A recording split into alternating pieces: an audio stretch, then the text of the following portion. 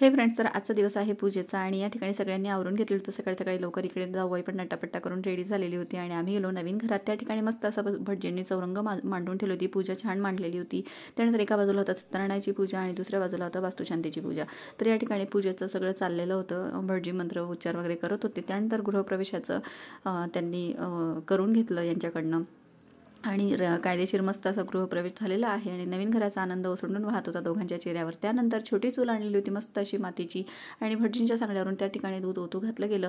आपल्याकडे जर छोटी चूल नसेल तर आपण गॅस शेगडीवर देखील तसं करू शकतो. त्यानंतर इकडे जाऊबाईंच्या मैत्रिणी होत्या, त्या डेली आपलं चॅनल फॉलो करतात असं मला त्या सांगत होत्या.